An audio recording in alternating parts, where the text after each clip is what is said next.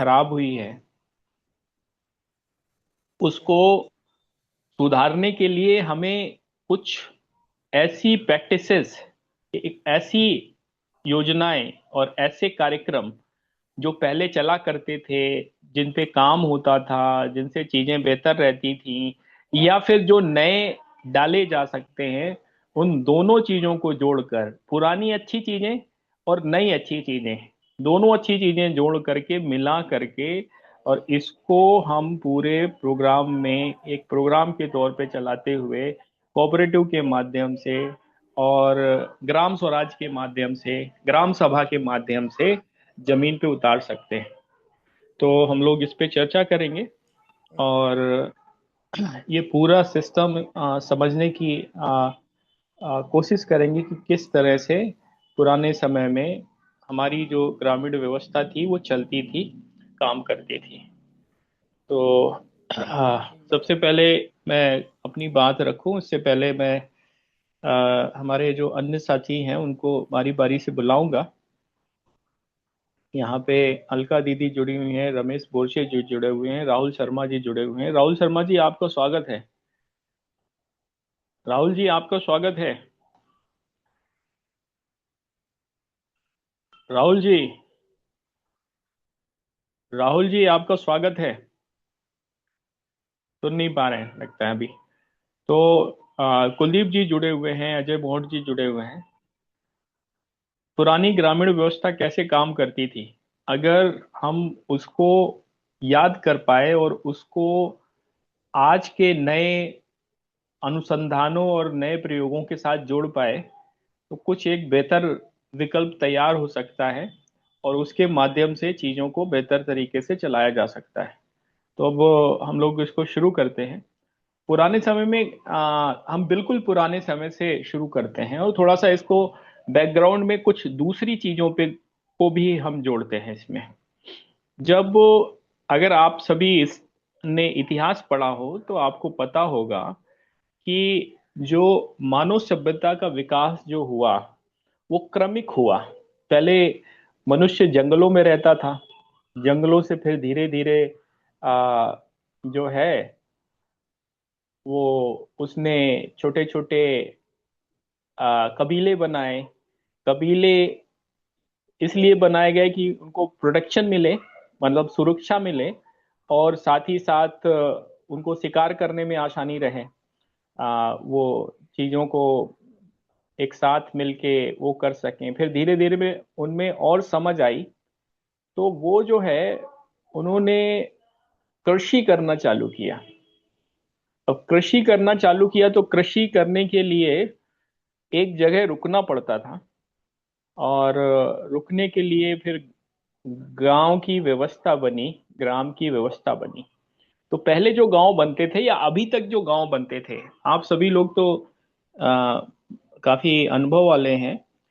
होता ये था कि एक ही गांव के, एक ही परिवार के लोग या दो परिवार के लोग किसी एक जगह पे जाके रहने लगते थे और रहने लगते थे, और फिर इसके बाद वहां पे जनसंख्या 15-16 हो गई, 17-18 हो गई, और 20 हुई, 50 हुई, 100 हुई, तो वो गांव बन गया। और वो गांव जो बनता था तो उसमें क्या होता था, सभी लोग एक दूसरे के परिचित होते थे या संबंधी होते थे। तो वहां पे जो व्यवहार होता था वो क्या होता था, बॉर्टरिंग सिस्टम का होता था। उस समय कोई बिग बाजार या पिज्जा हट जैसी व्यवस्थाएं तो थी नहीं।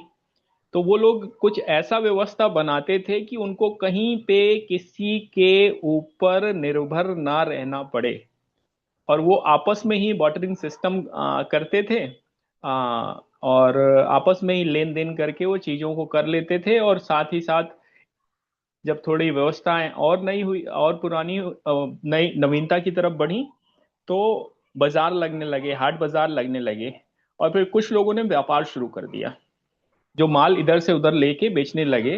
पहले मुद्रा का आविष्कार नहीं हुआ था, फिर कई हजार साल पहले मुद्रा बन गई। मुद्रा का मतलब सोना चांदी और तांबे और कांसे के सिक्के चलने लगे, तो उनसे लेन देन होने लगा।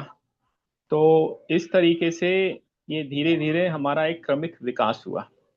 तो इसमें बहुत सारी अच्छी चीजें थी जो पुराने समाज में थी, जिनको हम लोग सीख सकते हैं, जिनको आज की व्यवस्था में अपनाया जा सकता है। सरकार अपना काम करती है, लेकिन समाज का जो काम होता है वो सरकार से बड़ा होता है। सरकार हर चीजों के लिए ना तो नियम कायदे कानून बना सकती है और ना ही तो उसकी अधिकार क्षेत्र में आता है। तो समाज बहुत सारी चीजें कर सकता है अगर चाहे तो। और उसके लिए सबसे आवश्यक चीज है सहकार। साथ में आना पड़ेगा, साथ में काम करना पड़ेगा। सहकार का मतलब होता है सह मतलब साथ, और कार मतलब कार्य। साथ में कार्य करना, सहकार। तो जो पुरानी व्यवस्था थी उसमें क्या था कि लोग आए साथ में, उन्होंने कृषि चालू कर दी, सहकार था वो, सहकार का पहला मॉडल था। साथ में शिकार करते थे, वो भी सहकार था। तो ये सहकारिता जो है ये बहुत पुरानी व्यवस्था है। और आज हम उसको नए फॉर्मेट में उसका उपयोग कर रहे हैं और चलाने की कोशिश कर रहे हैं। तो वो जो पुरानी ग्रामीण व्यवस्था थी, जो आज की ग्रामीण व्यवस्था जिसमें इतनी सारी समस्याएं हैं और इतनी सारी दिक्कतें हैं, उससे वो किस प्रकार बेहतर थी और उनसे कौन कौन सी चीजें सीख सकते हैं, आज हम उस पर बात करने वाले हैं। तो अब क्योंकि ये ओपन चर्चा है, तो इस पे सभी लोगों के विचार हम लोग लेंगे, और साथ ही साथ उनमें से जो अच्छी चीजें हैं निकल के आएंगी, उसको अपने इस कार्यक्रम में जोड़ते हुए और सहकारिता के माध्यम से और अभियान के माध्यम से और अभियान के कार्यक्रमों के माध्यम से उसको आगे बढ़ाया जाएगा।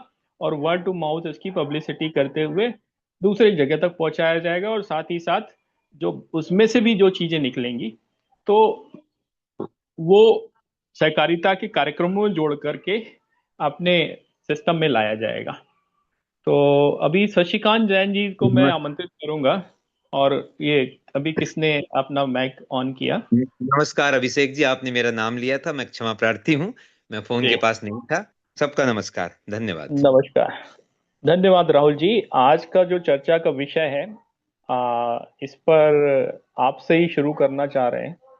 आपने जो भारत की ग्रामीण अर्थव्यवस्था और ग्रामीण व्यवस्था है उसके ऊपर काफी ज्यादा चिंतन और काफी काम किया है। अभी बैलोदय गुरुकुल बनाया, और ये सारे जो ये हैं आपके उसी सोच का नतीजा है। तो थोड़ा बताइए कि वो जो पुरानी व्यवस्था थी उसमें क्या खूबियां थी, क्या जो चीजें हैं जिनको आज के समय में फिर से इस्तेमाल करने की और फिर से उनको उसकी तरफ लौटने की आवश्यकता है, वो कौन कौन सी चीजें थी, राहुल जी? जी। देखिए जी, सबसे बड़ी बात यह है, जैसे आपने भी थोड़ी देर पहले कहा, सहकार। सहकार जो है ना, वो सह अस्तित्व से आता है कि जो जहां है जैसा है उसको हम साथ लेकर के और कैसे एक ऐसी व्यवस्था बनाएं कि सब अपनी अपनी ऊर्जा, सब अपने अपने हुनर के साथ आगे बढ़ें। कॉपी ना हो, ठीक है, रिप्लिकेट करने की कोशिश ना हो, सबको आगे बढ़ाने का प्रयास हो। तो हम्म। सहकार के बिना या एक दूसरे के सहयोग के बिना हम अकेले तो आगे बढ़ सकते हैं, इसमें कोई दो राय नहीं कि हम अकेले आगे नहीं बढ़ सकते। लेकिन समृद्धि किसी एक व्यक्ति के घर रहती है। हमारा देश एक व्यक्ति या एकल चलने वाला देश नहीं था सदा से। ये सबको सामूहिकता में लेकर के चलने का देश था। तो अब हमारा जो प्रयास है, मैं देखिए टेक्निकल चीजें बहुत सारी नहीं समझता हूँ। मैं जमीनी स्तर पर मेरे से जो हो पा रहा है वो काम करता हूँ। वो काम ये है कि हम हमारा काम तो कर ही रहे हैं, साथ ही साथ ऐसे लोगों को चिन्हित कर रहे हैं जो महिला समूहों के साथ काम कर रहे हैं या किसानों के साथ काम कर रहे हैं। वो खुद भी कर रहे हैं, किसानों को आगे बढ़ावा भी दे रहे हैं। तो ऐसी बहुत सारी सहकारी समितियों को चिन्हित करके उनको आगे बढ़ाने का हम प्रयास करते हैं, हमारे साथ ले चलने का प्रयास करते हैं। इसी क्रम में मैंने आपको एक मैसेज भी किया था कि उत्तराखंड की हम लोग बहुत बात करते हैं। तो उत्तराखंड में एक इसी तरह से उत्कर्षणी बहुउद्देश्य सहकारी समिति है, और वो महिला समूहों के साथ काम करती है, जहां हाथों से मसाला कूटा जाता है। ये सारी चीजें हमारे यहाँ हर घर में थी। हम क्यों समृद्ध थे? क्योंकि हम बेरोजगार नहीं थे। ये बेरोजगारी शब्द जो है वो बहुत ही नया है, क्योंकि हमने रोजगार को किसी और तरीके से समझने की कोशिश की। वो सही तरीका नहीं है। हर महिला के हाथ में ताकत थी। हर गांव में रहने वाला व्यक्ति किसी न किसी हुनर में आगे था। तो वो महिलाएं काम करती हैं। उसके बाद आप समझिए कि वहाँ जो सीता के बाल जिनको कहा जाता है, कुछ घास जो होती है, उस कुछ घास को कुछ आदिवासी हम्म, महिलाएं इकट्ठा करती हैं, उससे टोकरियां बनती हैं, उनको हम आगे हम्म, पहुंचा रहे हैं उत्कर्षणी के माध्यम से, ऑनलाइन भी कर रहे हैं उनको, ताकि उन महिलाओं को एक संबल मिले कि उनका जो सामान पैदा हो रहा है वो कहीं बिक रहा है। बनाने वाले बहुत सारे लोग हैं। सहकारिता के हम्म, माध्यम से अलग अलग जगह अगर इन सबको प्रचारित नहीं किया जाएगा, तो जो आज मॉडर्न कॉन्सेप्ट है कंपनीज का, कि कुछ लोग इस सारी चीज को अपनी व्यवस्था में इकट्ठा करके चल रहे हैं, वो ऐसे ही चलते रहेंगे। और सेंट्रलाइज होगा सब कुछ, डिसेंट्रलाइज नहीं होगा। सहकारिता एक तरह का डिसेंट्रलाइजेशन है, कि छोर पर जो खड़ा हुआ व्यक्ति है, आखिरी पायदान पर, उसके हाथ में भी वही ताकत है जो सामने वाले के हाथ में है। तो उत्कर्षणी है, उत्कर्षणी बहुत अच्छा काम कर रही है अलग अलग उसमें। अब जैसे पटसन है, पटसन की चप्पलें बन रही हैं, महिलाएं बनाती हैं पटसन की चप्पल। भांग के का जो फाइबर है, भांग का जो फाइबर है, उससे चप्पलें बन रही है, उस पर एम्ब्रॉयडरी हो रही है, वो हिमाचल प्रदेश से आती हैं। तो हिमाचल प्रदेश के कुछ समूह ऐसे हैं जो सहकारिता समूह हैं, उनको साथ लेके हम काम कर रहे हैं। इसी तरह से मैंने आपको बताया था कि अ, हर जिला जहर मुक्त हो, वो सहकारिता से ही हो सकता है, किसी एक व्यक्ति से नहीं हो सकता। एक बहुत बड़ा उदाहरण है हमारे सामने, हनुमानगढ़ है, इसमें राजस्थान में। और 2016 से जहर मुक्त हनुमानगढ़ का एक वो कॉन्सेप्ट है, और उसको आगे करते करते अभी हकीकत हमारी एक संस्था है, जिसमें 200-250 किसान जुड़े हुए हैं, और जो सब प्राकृतिक खेती करते हैं। और हनुमानगढ़ और गंगानगर, पीलीबंगा, इन सारे इलाकों में जो भी केमिकल फ्री प्रोड्यूस है, वो सबके लिए अवेलेबल है, सब लोग वहां से ले रहे हैं। इसी तरह से बहुत सारे और राज्यों में जो छोटा छोटा प्रयास कर रहे हैं। हमारा प्रयास ये रहता है कि वो इंडस्ट्रियलाइजेशन ना हो, कल कारखानों से दूर निकल करके हाथों से जो काम हो रहा है, महिलाएं कर रही हैं, किसान कर रहे हैं, उनको हम एकीकृत करके कैसे आगे बढ़ें। बाकी तो आप लोग ज्यादा समझदार हैं, और कैसे इसको हम और ढंग से कर पाएंगे, या आप सब हमारे गुरु हैं, तो आप लोग इस पर प्रकाश डालेंगे। दूसरा जो आपने बैलोदय गुरुकुल के लिए कहा, तो अ, वहाँ हम नंदियों को ट्रेंड कर रहे हैं। एक हमारे यहाँ दो चीजें जो मैंने गहराई से समझी, मैं विषय से थोड़ा सा शायद भटका हूँ, लेकिन फिर भी मैं बोल लूँ, क्योंकि प्रतिदिन आने का समय भी नहीं शायद मिल पाता है। तो सबसे बड़ी चीज क्या है, हमारे यहाँ बढ़त बुद्धि कहते हैं। जो जो बुर्क होता है, जिसमें समझदारी नहीं होती, उसको बढ़त बुद्धि कहते हैं। अब मैं समझा नहीं कि बढ़त बुद्धि क्यों कहते हैं। बैल तो बहुत मेहनत कश होता है, और नंदी को हमारे यहाँ माना जाता है कि नंदी आक्रामक होता है। आप ये देखिए कि हमारी बैलोदय गुरुकुल में 6 नंदी संयमित शिष्य की तरह, संयमित स्टूडेंट की तरह, किस तरह से वो घानी चला रहे हैं, किस तरह से घानी सीख रहे हैं। और बहुत जल्दी आपके उत्तराखंड में उत्कर्षणी के माध्यम से 4 बैल बचे हुए दिखेंगे। हरिद्वार में और देहरादून में वो घानियां चल रही होंगी, और लोग वहां का अच्छा तेल पा रहे होंगे। और वो ये सारा महिला समूहों के साथ, किसानों के साथ मिल करके इस काम को हम आगे बढ़ा रहे हैं। ये हमारा छोटा सा गिलहरी प्रयत्न है, और कोशिश है कि हर राज्य तक हम फैलें, और बहुत सारी सहकारी समितियों के साथ मिलकर के इस काम को आगे बढ़ाएं। धन्यवाद। धन्यवाद राहुल जी। तो जो आपका प्रयास है, ये कुछ वैसा ही है जैसे कि पुराने समय में होता था।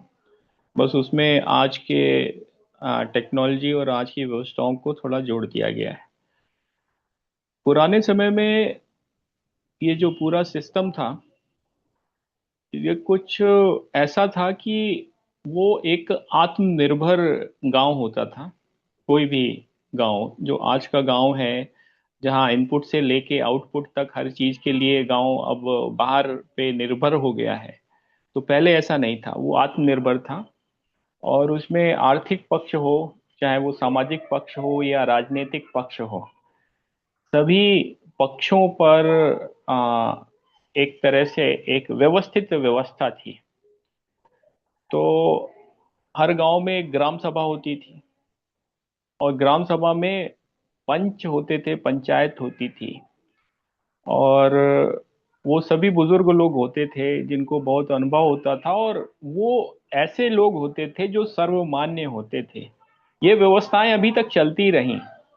अभी पिछले 70-80 साल, 100 साल में ये कोलैप्स कर गई, क्योंकि एक्सपेरिमेंट करने के चक्कर में हमने बहुत सारी अच्छी चीजों को नष्ट कर डाला।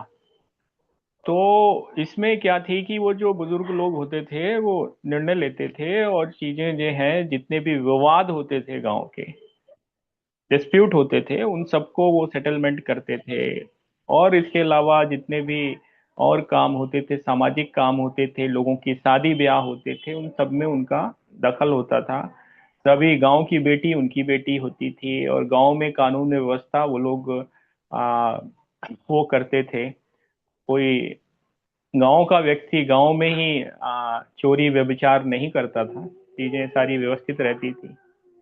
कोई व्यक्ति पशुपालन करता था, कोई व्यक्ति।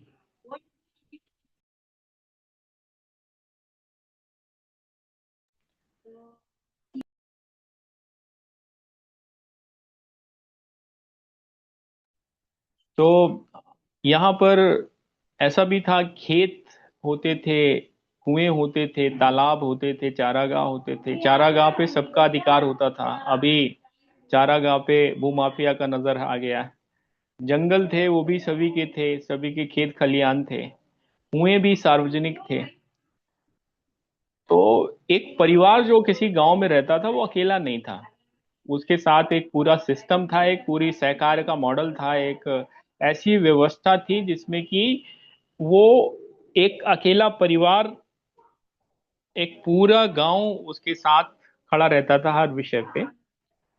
आ, ये मैं वो आदर्श स्थिति की बात कर रहा हूँ। वो जो आपसी विवाद और ये सब चीजें हैं, उस समय भी होती थी, लेकिन इतनी नहीं होती थी जितनी आज होती हैं। आ, जब समय आगे बढ़ा तो जातियां बन गई। पहले क्या होता था, कोई गांव बना तो वो किसी कुछ ही लोगों ने बनाया, लेकिन फिर जैसे जैसे समय बढ़ता रहा तो उसमें जातियां आती रहीं। और वो जातियां क्या था कि वो ब्लड रिलेशन से मामला चलने लगा, और फिर इसके बाद उनकी आर्थिक स्थिति भी उसमें जुड़ गई, कि जिनका आर्थिक स्थिति खराब थी वो सेवाओं का काम करने लगे, और जिनकी आर्थिक स्थिति अच्छी थी वो आ, उत्पादन का काम करने लगे, और जिनकी बौद्धिक स्थिति अच्छी थी वो ज्ञान देने का काम करने लगे। और फिर उसमें हाँ, होता है ना कि एमएलए अपने बेटे को भी एमएलए बनाना चाहता है, और नेता अपने बेटे को भी नेता बनाना चाहता है, डॉक्टर अपने बेटे को भी डॉक्टर बनाना चाहता है। ये आज भी आप देख सकते हो, और किसी भी जाति में देख सकते हो। ये एक पैटर्न होता है। तो उस समय वैसा पैटर्न चल निकला, और चल निकला तो फिर वो धीरे धीरे जैसे और पुराना होता गया, वैसे वैसे उसमें और विसंगतियां आती गई। लेकिन फिर भी गांव जो थे, गांव यूनाइटेड थे। लड़ाइयाँ नहीं थी, झगड़े नहीं थे, क्योंकि सबको अपना रोल पता था, जिसमें कि कमियां थी, लेकिन फिर भी इतनी समस्याएं नहीं थी जितनी आज है। संयुक्त परिवार होते थे। बूढ़े विधवा जितने भी हैं उनको उनको मिलता था, हर तरह का मदद मिलता था। अब गांव में सूखा भी पड़ता था, बाढ़ भी आती थी, बीमारियां भी फैलती थी। तो ऐसी स्थिति में सब गांव वाले एक दूसरे की मदद करते थे। नैतिकता थी। पढ़े लिखे शायद वो किताबी आजकल के नंबर सिस्टम के वो पढ़े लिखे नहीं थे, लेकिन जो स्कूल ऑफ लाइफ है उसमें उन्होंने बहुत ज्ञान पाया था। तो वो अपनी परंपराओं और अपने उनके जो नैतिक मूल्य थे उनके आधार पे वो नैतिक दबाव का इस्तेमाल करके और कम से कम बल का प्रयोग करते हुए सारी चीजों पर सामाजिक दबाव बनाते हुए वो काम करवाते थे। अब इसके कुछ उदाहरण हैं। ये जो बात मैं बोल रहा हूँ ये सिर्फ और सिर्फ हवा हवाई नहीं है। जैसे अल बरूनी आया। अल बरूनी एक अरबी यात्री था, जो आज से करीबन 1200-1400 साल पहले भारत आया था। या मैग्नस्थनीज आया, या उससे पहले एक रोमन यात्री था वो आया, जिसने इंडिका लिखी थी। तो इन सब ने जो है भारतीय ग्रामीण व्यवस्था की बड़ी तारीफ की है। अगर आप इंडिका बुक उठाएंगे या मेगस्थनीज का भारत विवरण देखेंगे, या फिर पाणियान और हान सांग का देखेंगे, तो उसने उन्होंने बहुत मतलब इसकी तारीफ की है। तो ये सारी चीजें जो हैं ये सिद्ध करती हैं कि पुरानी जो हमारी ग्रामीण व्यवस्था थी बहुत मजबूत थी। उसमें क्या था उसका, तीन चीज उसके महत्वपूर्ण चीज थे। एक था सहकार, दूसरा था स्वशासन, और तीसरा था सामाजिक दायित्व। समाज जो है, समाज की जवाबदेही होती थी, हर व्यक्ति की जवाबदेही होती थी उसके काम के प्रति, उसकी गांव के प्रति, उसकी अपने परिवार के प्रति और उसकी स्वयं के प्रति। नशा नहीं था इतना, अनैतिक लोग नहीं हुए थे इतना, करप्शन इतना नहीं था, और क्राइम भी इतना नहीं था। तो जब वो इतनी सारी खूबियां थी, तो अब हमें ये सोचने पे मजबूर होना पड़ता है कि हम विकसित हुए तो क्या हमने विकसित होने के नाम पे पाया, और शिक्षित हुए तो शिक्षित होने के नाम पे क्या पाया। और वो लोकतंत्र था, या आज जिस हम व्यवस्था में रह रहे हैं, या ये लोकतंत्र है जिसमें कि एक वोट देके आपको 5 साल तक लोग भूल जाते हैं। थोड़ा सा आत्मचिंतन, आत्म अवलोकन और पुनः से चीजों को रिवाइज और री एवेल्युएशन करने का टाइम है। आज हम उसी पर चर्चा कर रहे हैं। तो जो हमारी भारत की प्राचीन ग्रामीण व्यवस्था थी, वो किस तरह सहकार, स्वराज, गणतंत्र और समाज पर आधारित थी, उस पे हम लोग बात कर रहे हैं। आप लोगों के विचार आमंत्रित हैं। सभी लोग बारी बारी से विचार रख सकते हैं। अन्य साथी कोई भी अपने को अनम्यूट करके बात रख सकता है। सचिन अवस्थी जी, आप बड़ा अच्छा इसमें बता सकते हैं। सचिन अवस्थी जी, सचिन जी, सुनाई नहीं दे रहा लगता है आपको। धनंजय सिंह जी, कुलदीप सिंह जी, आचार्य अंतरंग योगी जी, सर प्रशांत नमस्कार। गुप्ते जी। जी, सभी कुलदीप जी, लोगों को मेरा नमस्कार जी। नमस्कार। एक्चुअल में जितना मैं देखा कि सर, अ, जो हम लोग जो भी परिवार था वो संयुक्त था। हम्म। तो ये भी एक अपने आप में जो सरकार ही है कि हम लोग जॉइंट फैमिली में रहते थे, और आज की तारीख में हम लोग जो कोऑपरेट नहीं कर पा रहे हैं की वजह से फैमिली ब्रेकडाउन हो गया। जो भी मसले पहले हुआ करते थे तो वो अपना गाँव में ही निपटा लिए जाते थे, बाहर कोई पुलिस पुलिस का कोई ज्यादा चक्कर नहीं था उस वक्त। जैसा जैसे बताया ना भी आपने, पंच का जो बहुत अहम रोल हुआ करता था, लोग उनकी बातों को मानते थे। तो वो वहीं पे सारे मुकदमे या जो भी चीजें थी वहीं पे निपट जाती थी। तो अभी वो चीज नहीं हो पा रही है। और इसका ये हम लोग जैसे जैसे अपना टेक्नोलॉजी को अडॉप्ट कर रहे हैं, वैसे वैसे समस्याएं बहुत ज्यादा जटिल होती जा रही हैं। तो जी, अभी हम बता रहे थे, बहुत ही अच्छी बात बता रहे थे कि कहीं ना कहीं हम लोग क्या पाया, हम लोग ने टेक्नोलॉजी अडॉप्ट की लेकिन मोरल जो जो वो संस्कार थे वो खो दिए हैं। सांस्कारिक नहीं रहे हम लोग एक तरीके से। हम लोग टेक्नोलॉजी ड्रिवन और अपने स्वयं के उस पे काम कर रहे हैं, अपने लिए काम कर रहे हैं, ना कि आ- आम लोगों के लिए, जो अपने यहाँ तक कि अपने परिवार के लिए काम कर पा रहे हैं।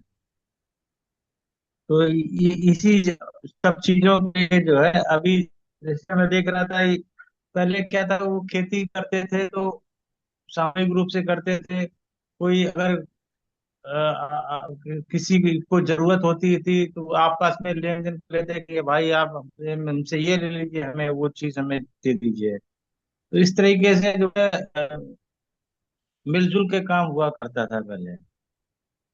हालांकि कुछ चीजों में जी, आज भी झलक दिखती है, जैसे आज भी क्या है कि गांव देहात में ये चीजें थोड़ी सी है अभी, पूरी तरीके से खत्म नहीं हुई लेकिन बहुत ही कम है। इसका जो वॉल्यूम है ये बहुत ही कम है।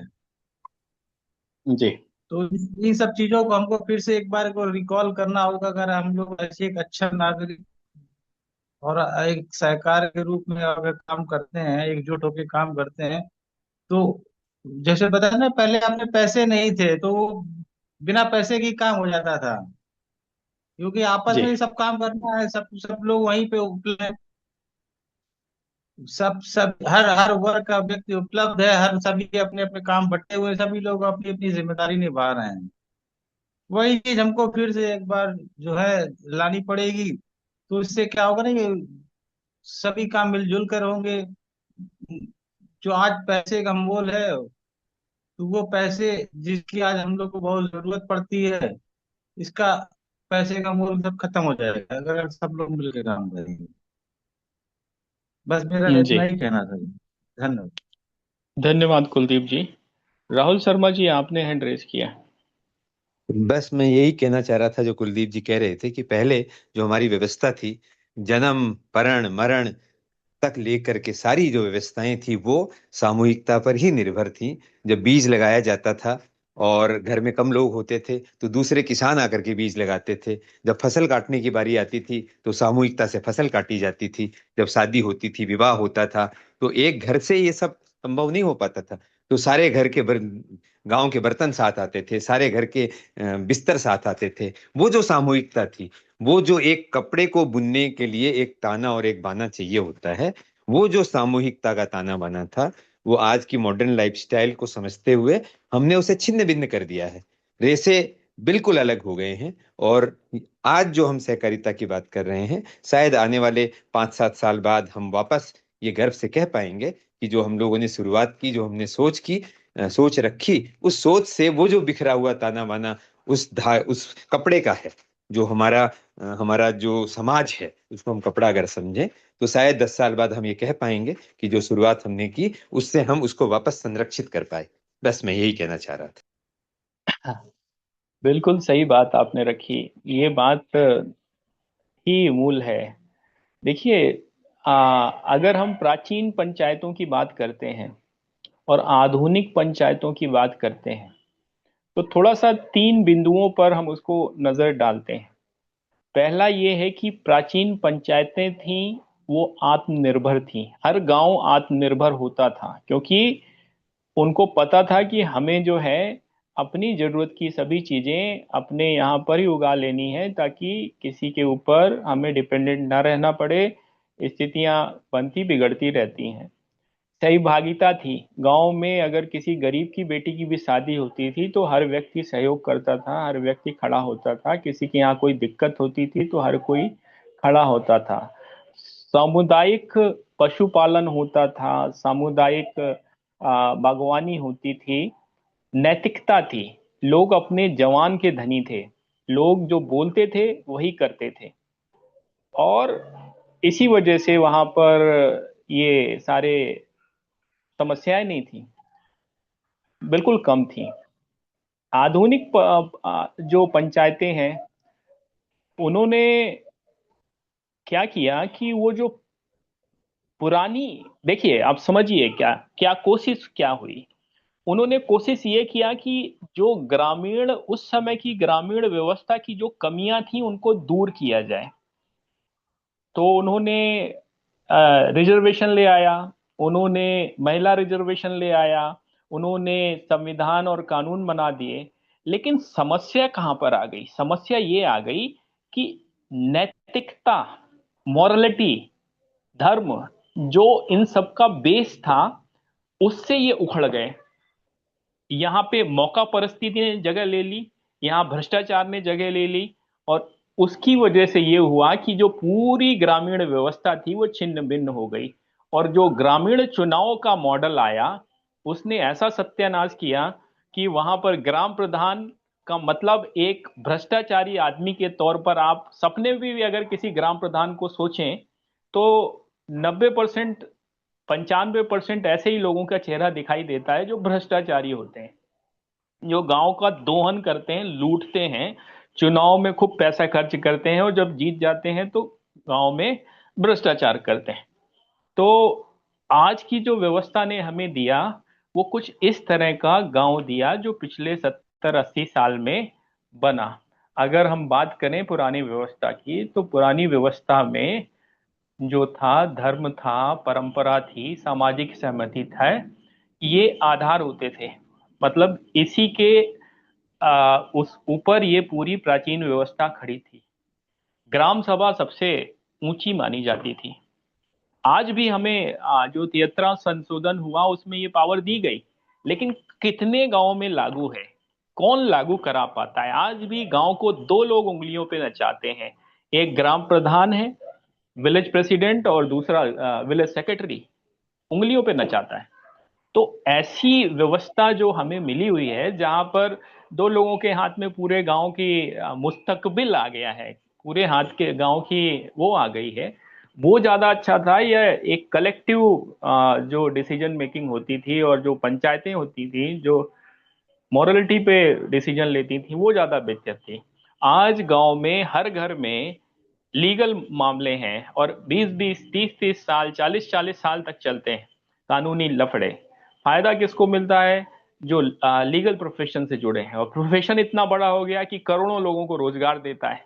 तो अब लोगों ने मान लिया कि यही हमारा मुस्तकबिल है, यही हमारी डेस्टिनी है, यही हमारा भाग्य है। परेशान रहते हैं, ऊपर से नीचे तक सब कोई खाता है, और ये आज की हमारी आधुनिक पंचायत व्यवस्था की देन है। तो जब हम सहकार, सहकारिता और गणतंत्र, कल हमारा गणतंत्र दिवस है, इस वजह से आज इस मुद्दे पे हम लोग चर्चा कर रहे हैं कि हम कैसे गणतंत्र को हमने पाया है।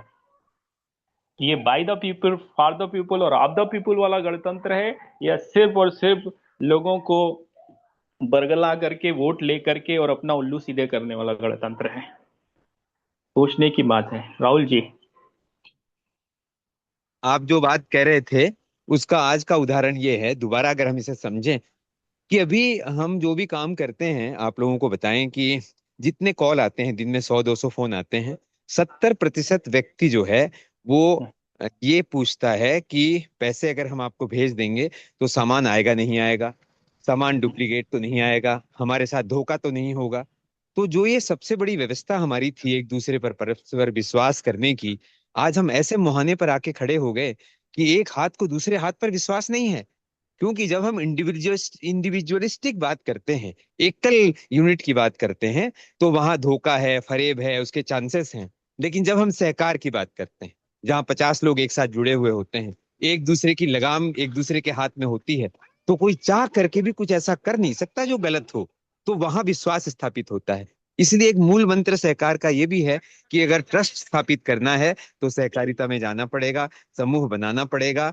उसकी ट्रेसेबिलिटी होती है। अकेला आदमी जब काम करता है उसकी कोई ट्रेसेबिलिटी नहीं होती, आज वो यहाँ है, कल वो कहीं और है। धोखा फरेब इतना ज्यादा है कि लोग अच्छा करना चाहते हैं, जो अच्छा कर रहे हैं वो हतोत्साहित होते हैं। मैं दिन में 100 बार ये सोचता हूँ कि हमने कैसे समाज का निर्माण किया कि लोग एक दूसरे पर विश्वास नहीं करते, 500 रुपए के लिए ठगी करते हैं। आप ये समझिए। और जो 500 भेज रहा है उसके जहन में आप पर विश्वास होता है, लेकिन जब आप एक बार उसे धोखा देते हैं तो सारे समाज को आप झूठा साबित कर देते हैं, और हर आदमी को वो कसौटी से कस के देखता है। तो इसलिए फिर हम वापस घूम करके आ जाएं कि जब तक सहकार नहीं करेंगे ट्रेसेबिलिटी नहीं होगी, और ट्रेसेबिलिटी नहीं होगी तो विश्वास स्थापित नहीं होगा। बहुत बहुत धन्यवाद। धन्यवाद राहुल जी। सचिन जी, आज का जो विषय है उस पे आप अपने विचार रखिए। भाई साहब, मेरा एक निवेदन था। अगर आप लोगों को ठीक लगे तो कल गणतंत्र दिवस है, जी। और हम इस बात पे अगर चर्चा कर सकें कि गणतंत्र की जो भी चीजें हमको बताई गई कि गणतंत्र की ये विशेषताएं हैं और ये बहुत अच्छी हैं, उन विशेषताओं पे जिन पे हमको विश्वास है कि नहीं हमको सही बताया गया है, उस पे हम एक चिंतन कर लें।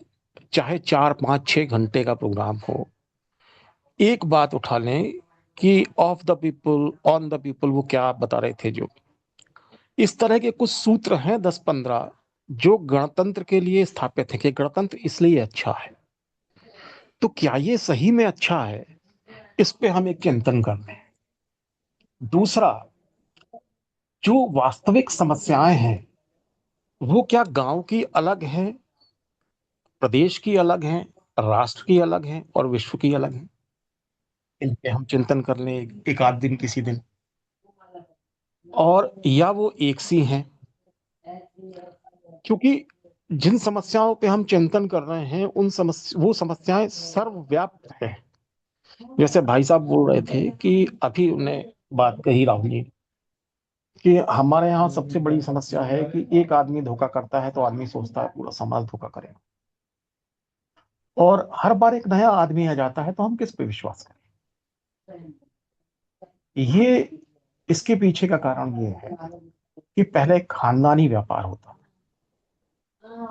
बाप की इमेज अच्छी नहीं है तो बेटा गरीब हो जाएगा, तो बेटे को जिंदा रखना है तो बाप को ईमानदार रहना पड़ेगा। ये सामाजिक सच्चाई थी। आज तो सचिन अवस्थी ने एक कंपनी डाली, नाम रखा सचिन अवस्थी, खूब बेईमानी करी, 3 साल बाद कंपनी बंद कर दी, फिर नाम रख दिया अवस्थी सचिन। तो हमने लूप्स क्रिएट किए हैं। ये जो लूप क्रिएट हुए हैं, इन लूप को जो समझता है वो लगातार अमीर होता है। जो इन लूप पे विश्वास नहीं करता और धार्मिक सांस्कृतिक व्यवस्थाओं को स्थापित करने की बात करता है, या वो विश्वास करता है कि हमारा धर्म, हमारी व्यवस्था, हमारी संस्कृति ठीक है और इस पे चलना है तभी हमको मोक्ष मिलेगा, या तभी हम अच्छा समाज बना पाएंगे, तभी हमारा परिवार स्वस्थ रहेगा, हम अच्छे रहेंगे, उसका मरना तय है। और ये जो व्यवस्था क्रिएट की है, यह व्यवस्था कानून से क्रिएट हुई है। अब इसको हम दो तरीके से समझते हैं। पहला तरीका ये कि कानून क्या है, जो सबके लिए हितकारी हो और सबको बराबर अधिकार हो। और धर्म क्या कहता है? धर्म कहता है कि जो शास्त्र में लिखा है वो कानून है, चाहे वो किसी के लिए फायदेमंद हो, चाहे किसी के लिए नुकसानदेह हो।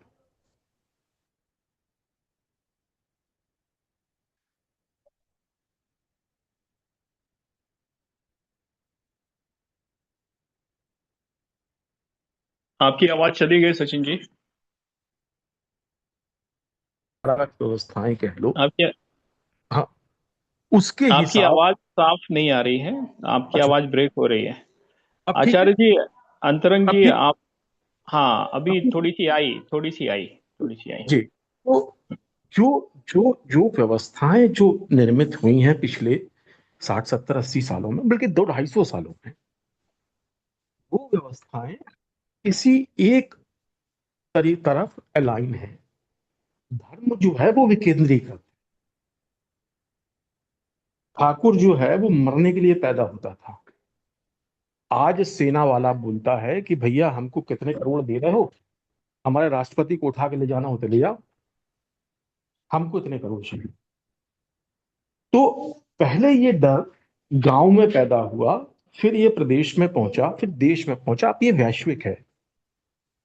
राष्ट्रपति काम नहीं करेगा तो गोली मारेंगे, किस्मत होगी तो कान से लग के निकलेगी, पर मरोगे तय।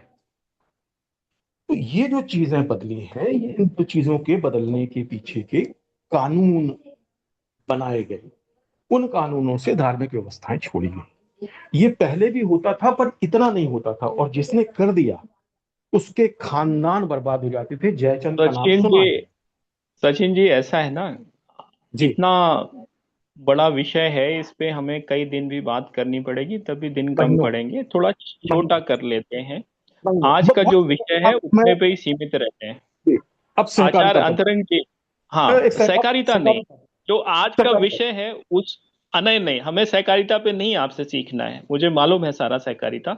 हम, जो आज का विषय है उस पे आपके, जो हमारी आज की ग्रामीण व्यवस्था है और जो प्राचीन ग्रामीण व्यवस्था थी, वो किस तरह से सहकार और गणतंत्र आधारित थी और किस तरह से वो आज की व्यवस्था से भिन्न है, बस इतनी सी बात है जिस पे हम लोग चर्चा कर रहे वही हैं। वही वही वही बाकी वही बाकी सहकारिता हमें पर। डेफिनेशन नहीं सुनना है। जी जी जी जी, तो मैं, जी, ठीक है, मैं समझ गया आपकी बात। मैं ये कह रहा था, इसी पे इसी पे अगर मैं संक्षेप में मैं कुछ आपको बताना है, हाँ बिल्कुल बिल्कुल बिल्कुल, बताइए। संक्षेप में, संक्षेप में 1 मिनट, संक्षेप में एक। जी, जो गणतंत्र की व्यवस्था थी, वो जो गणतंत्र था, वो गणतंत्र पीढ़ी आधारित था। उसके आदर्श जो स्थापित थे वो इस तरीके से स्थापित थे कि अगर एक परिवार ने इसमें गड़बड़ कर दी, या एक आदमी ने गड़बड़ कर दी तो उसको निकाल के अलग कर दिया जाता था। ये दंड के प्रावधान थे। हमारे यहाँ डंडा मारने का दंड नहीं था सामाजिक व्यवस्था में। आज है, पर यह भी व्यवस्था है कि 5 साल का मौका मिला है कमाना।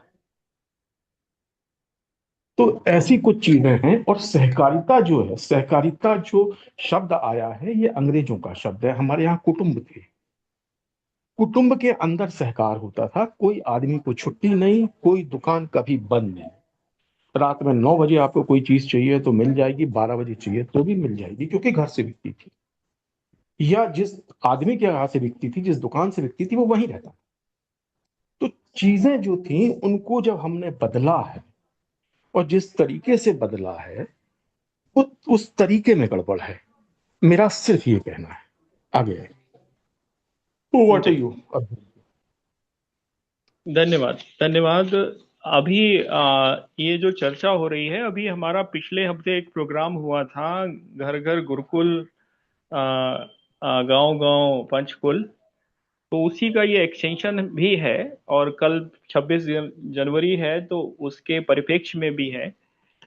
अभी हम लोग कल से एक कार्यक्रम लॉन्च कर रहे हैं, जो कि उसमें हम लोगों ने 1.25 लाख का टारगेट रखा था। तो उसमें पहले 25,000 हम लोग 23 मार्च तक 100 दिन का प्रोग्राम में इसको अचीव करना चाहते हैं। मतलब 26 जनवरी से लेकर और अगले 100 दिन में हम लोग कुछ 1,000 ग्राम सभाओं में, ग्राम पंचायतों में अपनी उपस्थिति दर्ज करा के इन सब विषयों पर वहां पर चर्चाएं शुरू करना, और वहां पे लोगों को तैयार करना और अपने साथ जोड़ना। हमारा लक्ष्य कोई बहुत बड़ा नहीं है, हर ग्राम पंचायत से 25 परिवारों को अपने साथ जोड़ना चाहते हैं। तो उस लक्ष्य को लेके चल रहे हैं, और इसमें कोऑपरेटिव भी आ रही है, और इसमें हमारे जन अभियान कार्यक्रम के अन्य प्रोग्राम भी आ रहे हैं। तो अभी यहाँ पर आप सभी से अनुरोध है कि ये जो चर्चा है, इसको जमीन पे उतारने के लिए भी आपके सहयोग की आवश्यकता है।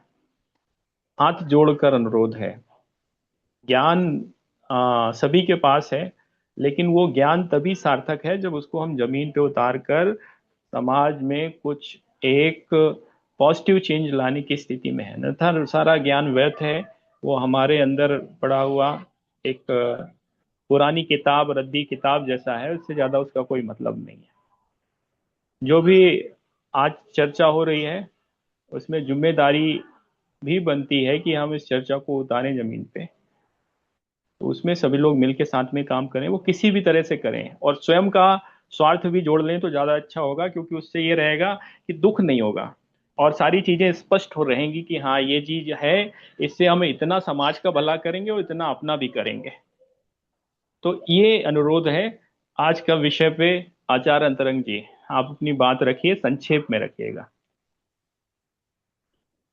आचार्य अंतरंग जी। जी धन्यवाद। तो मैं तो हर दिन की तरह वहीं से शुरू करना चाहूंगा जो ऋग्वेद में कहता है, संगच्छद्दम संगबद्धम संगो मनानसी जानता देवा भागम यथा पूर्वे संजना उपासते। तो इसमें जो देवा भागम यथा पूर्वे संजना उपासते, या जो प्राचीन जो हमारी ग्रामीण व्यवस्था थी, वह देवा भागम यानी कि देव तुल्य हम लोगों का परिवार होता था, और परिवार और समाज एक दूसरे का पूरक था। और जो इकाई था व्यक्ति के रूप में, वह इकाई परम शिव पुरुषोत्तम विश्वस्य केंद्रम, यानी वह परम शिव पुरुषोत्तम वसुधैव कुटुंबकम की भावनाओं के साथ ओतप्रोत होने वाले लोग थे, जिनके अंदर वह मानवीय मूल्य भगवत के साथ, जो वैदिक मूल्य था, जो भगवत धर्म था, उसके साथ आधारित था। इसीलिए गुरुकुल उसका आधार था। यानी कि जो जो शिक्षण, जो संचालन था, वह गुरुओं के द्वारा संचालित होता था। और वो जो पंचकुल की जो हम लोग आज परिकल्पना कर रहे हैं, वह स्थापित था कि एक ही गांव में, मतलब इस तरह का केंद्र होता था जहां पर हमारा तरुकुल, गोकुल, ऋषिकुल, आचार्य कुल, आरोग्य कुल, ये ऋषिकुल यानी आचार्य कुल, आरोग्य कुल और हमारा गुरुकुल, इसी सब पर। तो ये अभी इसको जो भी जिसने चेंज किया उसमें थोड़ा सा अभी एक लाइन बोलकर मैं एक्शन प्रोग्राम पर लाना चाहता हूँ कि क्योंकि कारण समझेंगे तो एक्शन हम लोग स्थापित कर सकते हैं। कारण ये हुआ कि जो ये पूरी जो अध्यात्म आधारित धर्म आधारित जो व्यवस्था थी, इस धर्म आधारित व्यवस्था में जो मनुष्य का जीवन था वह ब्रह्म योग साधना पर आधारित था। वह ईश्वरीय आधार था। हमारा लक्ष्य जो था ब्रह्म की तरफ था, ईश्वर प्राप्ति की तरफ था। लेकिन उसके बाद जो विज्ञान का विकास हुआ और विज्ञान जब आध्यात्म से विमुख हो गया तो भोगवादी संस्कृति में मनुष्य पशु हो गया और आहार निद्रा व मैथुन में जीने लगा। तो इस तो पशु मानव की जो स्थिति है उसमें धर्म विमुख हो गया। तो इसीलिए इसको अगर हम वापस लाना चाहते हैं तो हमारा आधार धर्म होना चाहिए, तभी जाकर के फिर से वह सहकारिता आएगी। और धर्म को स्थापित गुरुकुल के माध्यम से ही हो सकता है। इसीलिए एक्शन प्लान हमारा दो स्तरीय हमने हर बार बोला है। और इस गणतंत्र दिवस पर गणतंत्र, गण यानी जनता, तंत्र यानी व्यवस्था, और जैसे हम कहते हैं शिव के गण, तो वो शिव की जनता यानी शिव के भक्त गण। तो हम सब actually we are all devotees, हम सब भक्त हैं। और इस हम जैसे राष्ट्र भक्त हैं, तो एक राष्ट्र है हमारा देश, तो उसका जो तंत्र है, जो ये 26 जनवरी को जो तंत्र लिखी गई, यह तंत्र में आर्थिक आजादी, आर्थिक लोकतंत्र जो संघ छद्म संघ पर आधारित है, यह सहकारिता पर जो आधारित है, यह मिसिंग है। यह कैपिटलिस्टिक इकोनॉमी पर आधारित लोकतंत्र, यह गणतंत्र बनाई गई 26 जनवरी को। तो इसीलिए आज एक अधूरा जीवन चल रहा है, आज़ादी पूरी नहीं है, स्वतंत्रता पूरी नहीं है, गणतंत्र पूरा नहीं है, लोकतंत्र नहीं है। बिना आर्थिक लोकतंत्र के राजनीतिक लोकतंत्र एक धोखा है। इसीलिए हमें वापस उस व्यवस्था में सहकारिता के साथ लाना है। तो पहला आधार है कि गांव-गांव गुरुकुल पर काम करने की आवश्यकता है। अभी जो भी एग्जिस्टिंग स्कूल्स हैं वहां पर हम लोग 4-5 विषय को हम लोग इंक्लूड कर सकते हैं। योग, आयुर्वेद, वेद, उपनिषद, भगवद गीता, यह एक ही विषय है। और इसके साथ साथ हम लोग जो प्राकृतिक व्यवस्था है या कृषि और ग्रामोद्योग, वो भी पढ़ाया जाए। तो उसको कितना हम लोग कहाँ ले सकते हैं। शहरों में योग, आयुर्वेद और वेद, उपनिषद और संस्कृत आधारित जो है वह दिया जा सकता है स्कूलों में, वह किया जा सकता है इस एक्शन प्लान पे। घर घर गुरुकुल का जो हम लोगों ने योजना लिया हुआ है उसको भी किया जाए, क्योंकि देखिए सारा कंसंट्रेशन शहरीकरण में है, जो कि हमारा शहर मुश्किल से 5-6 हजार होगा और बाकी जो गांव है हमारा उस पर कोई व्यवस्था का प्लानिंग नहीं है। इसीलिए हम लोग कोशिश ये करें कि इस व्यवस्था को वापस लाया जाए। और दूसरा जो सहकारिता है, सहकारिता पर जो कृषक हैं उनकी सहकारिता के साथ कृषि हो, और इस पर जो बहुत सारा कार्यक्रम हो रहा है, बहुत सारे ये हो गए, सुभाष नालंगे जी ने इस पर काम किया और दोनों को जोड़ा जा रहा है। मैं दोनों योजनाओं को लेकर चलने की बात कर रहा हूँ, गुरुकुल और सहकारिता। और इसको वापस लाएंगे तो वह फिर से वह ग्रामीण व्यवस्था स्थापित हो सकती है जो हमारे प्राचीन काल में था, और फिर से वह ऋग्वेद की जो बात है वह स्थापित हो सकती है। संघ छद्म संघ संगो मननसि जानताम देवा भागम यथा पूर्वे संजनाना उपासते समानी वा कुति समाना हृदय निभा समानमस्तु मनो यथा शुशाल सती। यानी चले साथ और बोले साथ, दिल से हिल मिल जिए साथ, अच्छे कर्म करे हम साथ, बैठ के साथ भजे हम नाथ, हो संकल्प समान समान, हो जन जन के हृदय समान, निश्चय सम हो कार्य समान, बने सम एक मानस समान। धन्यवाद। धन्यवाद आचार्य जी। अन्य साथी, अभी हमारे पास 10 मिनट और हैं। अभिषेक इस विषय पे कोई जी जी मैं अभिषेक बात जी, कर सकता हूँ? बिल्कुल बिल्कुल, ये तो ओपन फोरम है, सभी लोग बात रख सकते अच्छा, हैं। सबको नमस्कार, सभी भाई को नमस्कार। मेरा नाम नमस्कार। गोडसे है और मैं महाराष्ट्र से बात कर रहा हूँ। मैं जो आज का टॉपिक है कि that is how was the rural economy, मैं पहले इकोनॉमी पे बात करता हूँ। हमारा अर्थव्यवस्था जो कैसी थी रूरल में। मैं उसी विलेज में, और आज मेरा 65 64 उम्र है। तो मैंने ये सब देखा है कि रूरल अर्थव्यवस्था कैसी थी उसी टाइम। तो बेसिकली हमारा बेस जो था, it was the only agriculture. Hello. जी जी जी जी। हाँ, ओनली पहला एग्रीकल्चर सब बेस था। हर विलेज एक स्वावलंबी था। आप अभी, मुझे मालूम नहीं आपके आपके यूपी में क्या बात बोलते होंगे, लेकिन हमारे यहाँ जो बोलते थे वो Balutedar system. Balutedar means all rural artisans. It includes, उसमें पंचाल भी आता था, गोल्ड स्मिथ भी आता था, कारपेंटर भी आता था, पॉटर्स जो कुंभार बोलते हैं वो भी आते थे। ये सब लोग मिल एक ही गांव में रहते थे। ये सब लोग अपना अपना काम करते थे। जो हमारा गरज था, जैसा कारपेंटर का काम है हमारा घर बना के देना, खेतीबाड़ी के लिए जो भी औजार लगते थे वो रिपेयर करना। और उसके कॉम्पेंसेशन में उसको हर साल जो खेती करते थे वो लोग उसको एक रखते थे, उसका हिस्सा इतना है। जैसा पॉटरर्स का हिस्सा इतना है, सुतार का इतना है, पंचाल का हिस्सा इतना है। ये सब लोगों को खेती से ही जाता था।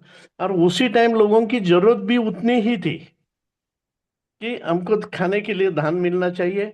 कपड़ा एक चीज ऐसी थी कि जो बनिया ही बेचता था। बनिया is also one of the part और एक विलेज का एक आदमी था, उसका जिम्मेदारी था कि लोगों को कपड़ा भी चाहिए। और जो चीज हमारे गांव में नहीं बनती है, जैसे समझो खोबरा होता है, या डेट्स होते हैं, पाम होते हैं, बादाम होते हैं। ये सब चीज बाहर से लेके आके हमको देना गांव में आके। और उसके कॉम्पेंसेशन में उसके धान ही देने का, पैसा नहीं देने का। वो टाइम पैसा नहीं था। तो हमको खाली बार्टर सिस्टम उसको बोलते थे। जैसा जो धान जो है इस गुड ऑफ एक्सचेंज। और जो भी चीज बड़ी कोई एक्सचेंज में होती थी तो वो आपके पास गोल्ड है कुछ या चांदी है, इसके अलावा कोई भी हमारे पास कॉइन नहीं था, कोई हमारे करेंसी नहीं थी। तो ये एक मॉडल था, और हर विलेज एक स्वावलंबी होता था।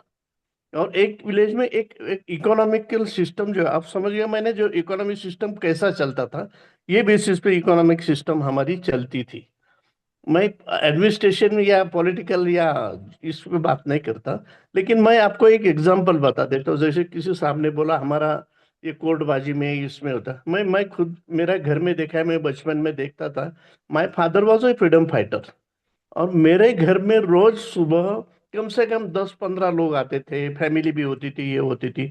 और हर गांव में जो भी प्रॉब्लम होते थे, हस्बैंड वाइफ का झगड़ा हो या किसी का खेती बाड़ी का झगड़ा हो या कुछ लेन देन का झगड़ा हो, ये सब हमारे घर में बैठ के मेरे पिताजी सॉल्व करते थे। कोई कोर्ट में नहीं जाता था। तो ये जो हमारा कल्चर है साहब, इट इज ऑलमोस्ट लैप्स्ड। अभी कोई किसी का रिस्पेक्ट नहीं करता है। कोई किसी जाएगा लॉयर में, जाएगा झगड़ा करेगा, भाई भाई झगड़ा करता है। ये सब चीज जो है हमारे एडमिनिस्ट्रेशन में बहुत बड़ा लैक्यूना है।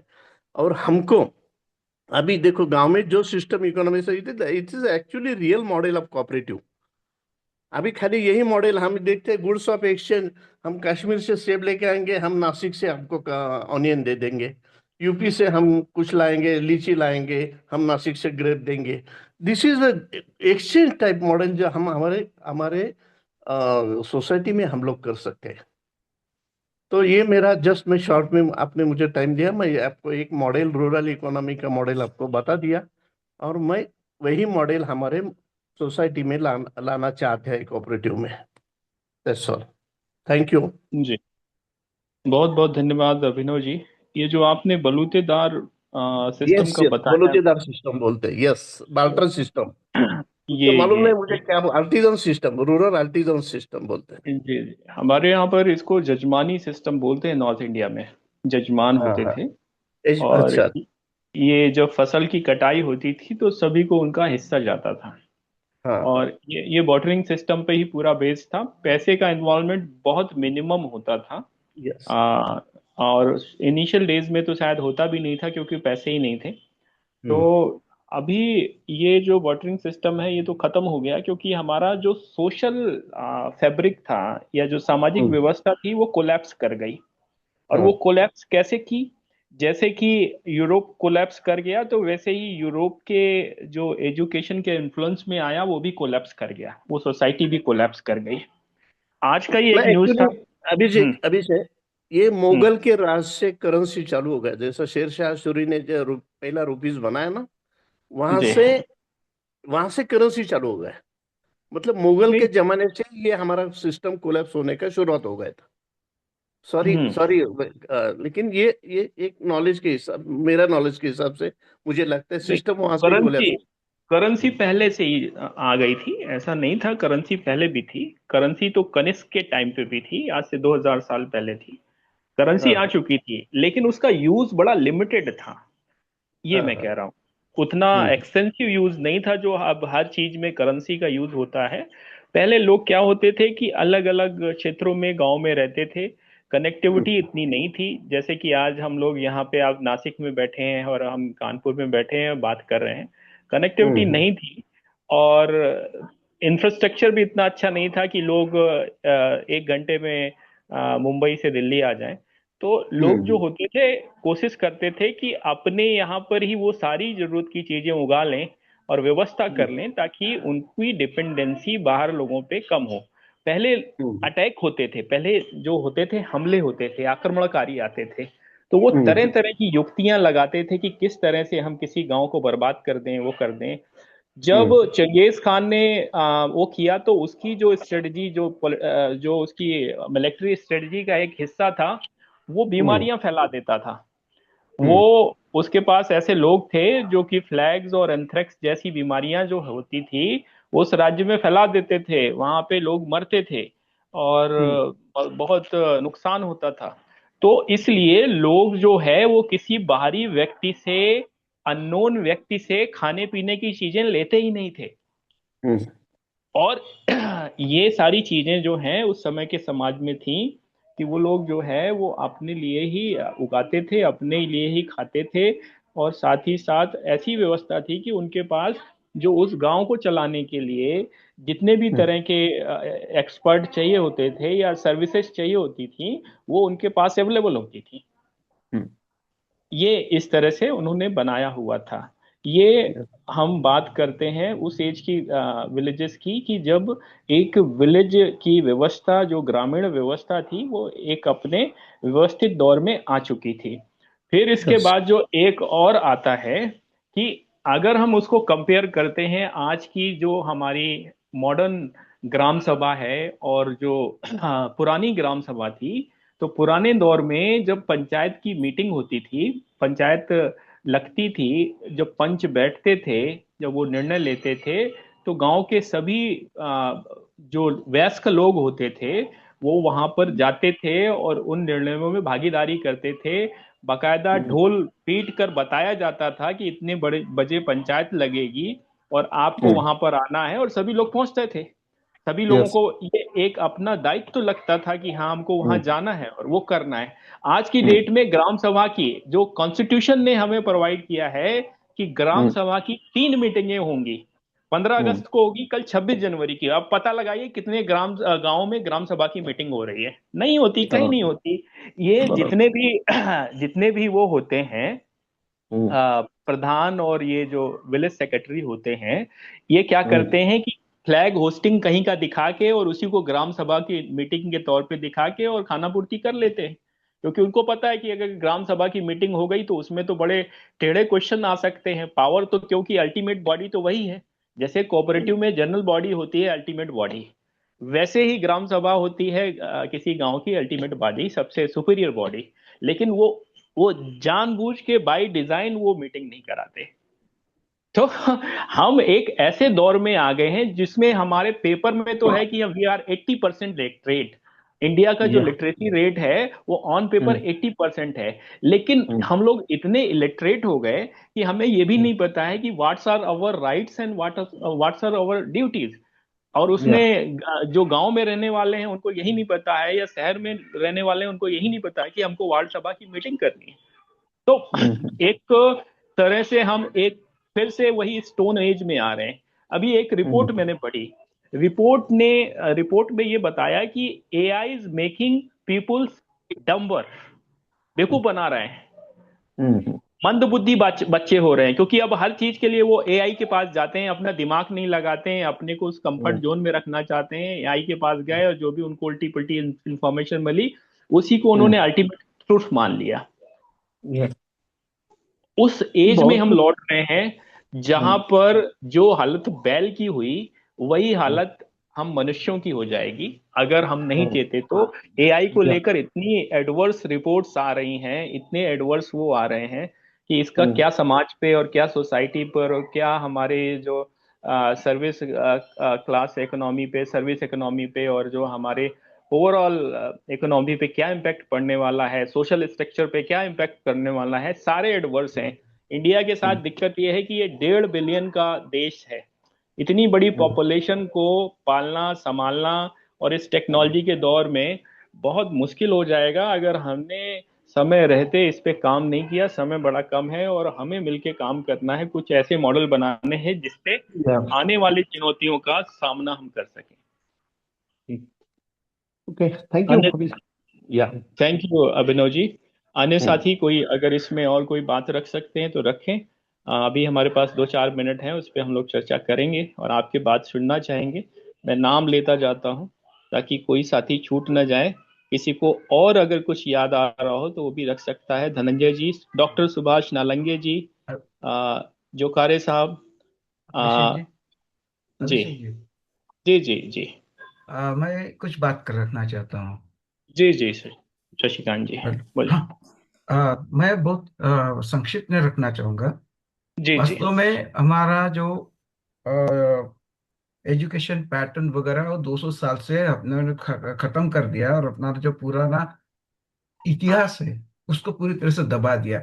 वास्तव में ये जो अपना ये करेंसी वगैरह था वो तो बहुत जी पहले, मतलब ईसा के पहले चाणक्य के समय से चल रहा था। तब से जी बहुत कुछ चल रहा था, लेकिन मैं उस पर बात नहीं करूंगा। हमको ये सब भुलाया गया है।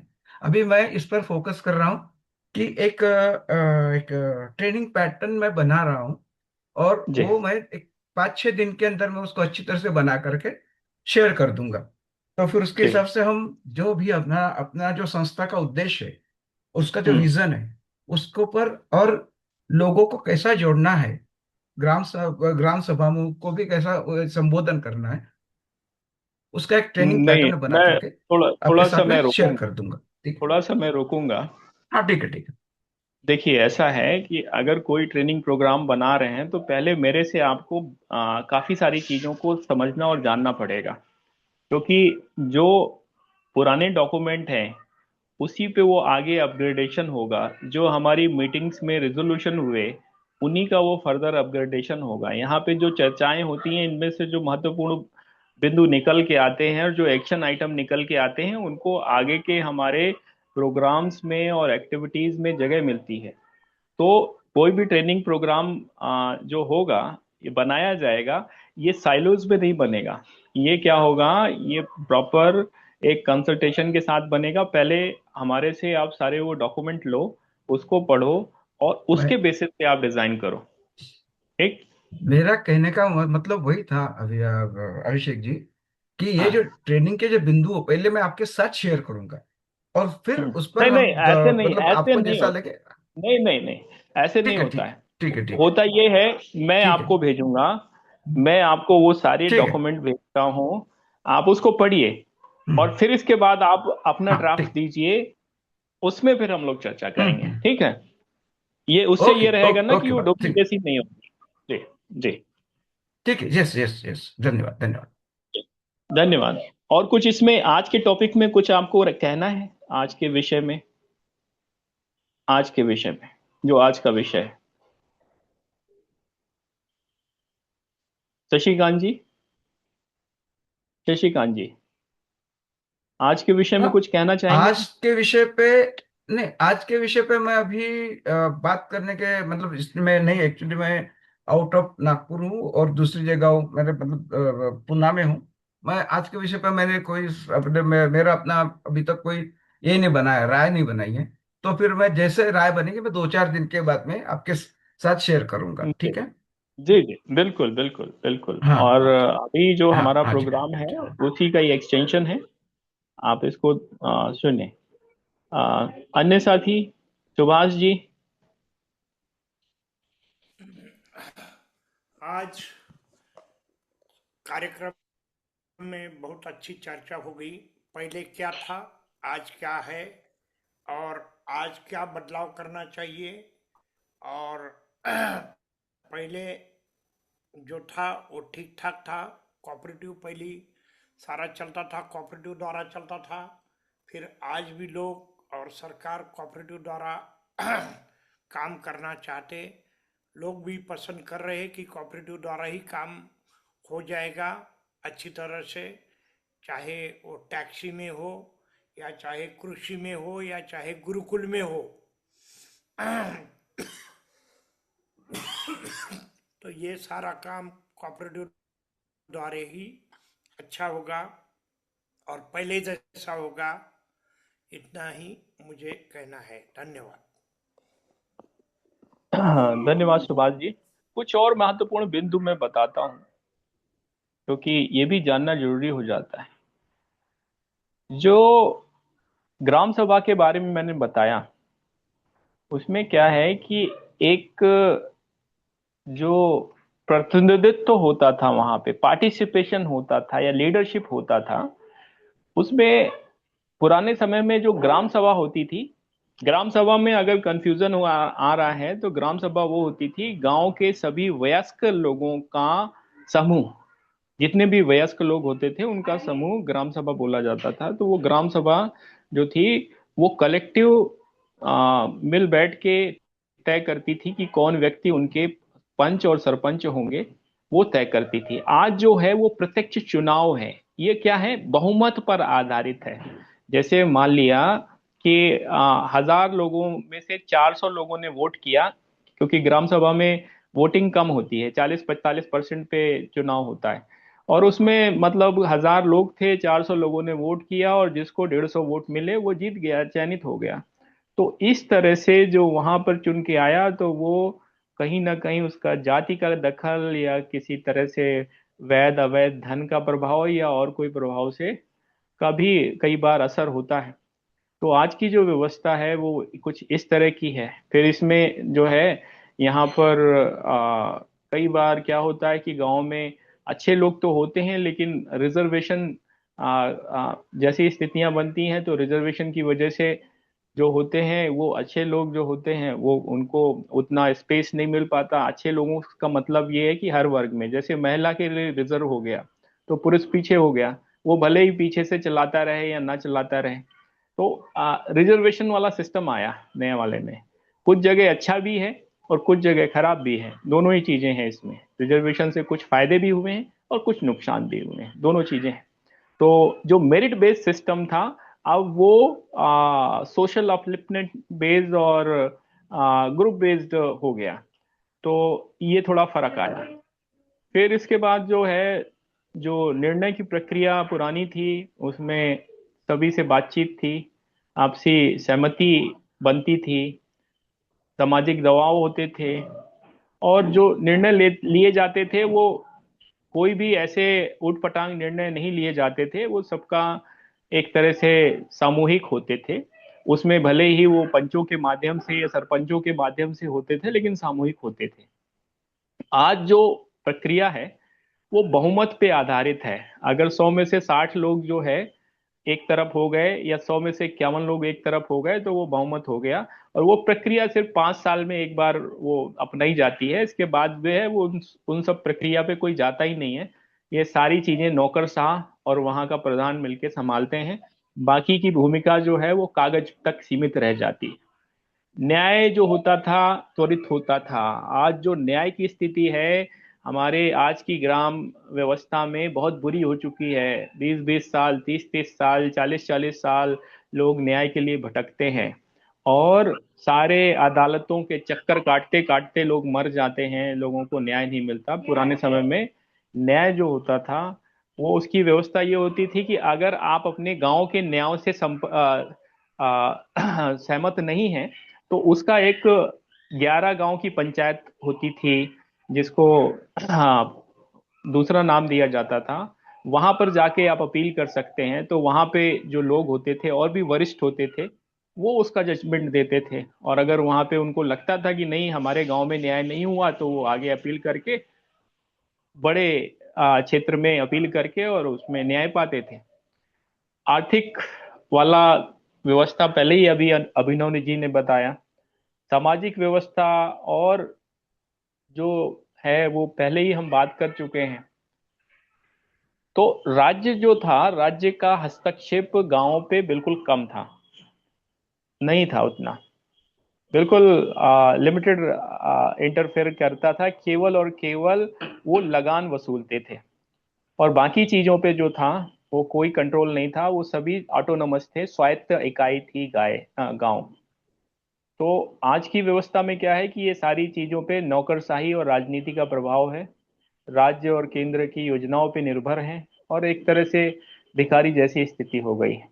तो ये सारे परिवर्तन हुए हैं पिछले 100 साल या पिछले कुछ 100 सालों में, और जिसकी वजह से आज की जो हमारी गांव की सहकारिता है, सहकार है, और जो लोकतंत्र है, वो बिल्कुल भिन्न हो चुका है, और परिस्थितियां बिल्कुल बदल चुकी हैं। सारी चीजें बिल्कुल बदल चुकी हैं। बस इतना ही है मेरी तरफ से। मैं आखिरी में सुमेर सिंह जी से कहूंगा कि कार्यक्रम का समापन करें, समय हो चुका है। सुमेर सिंह जी। पहले संयुक्त परिवार थे जिनमें गरीबी थी, परंतु अब एकाकी परिवार है जिसमें दरिद्रता है। गांव के प्रति समर्पण भाव था, उत्तरदायित्व पर चिंतन था। आदमी ये सोचता था कि कोई क्या कहेगा, अब ये सोचते हैं क्या फर्क पड़ता है। सभी ने अपने अपने विचार रखे, अच्छी परिचर्चा रही। सभी का बहुत बहुत धन्यवाद। सभी का धन्यवाद। कल फिर मिलेंगे, और कल हम लोग अनाउंसमेंट करेंगे कार्यक्रम का। धन्यवाद। धन्यवाद।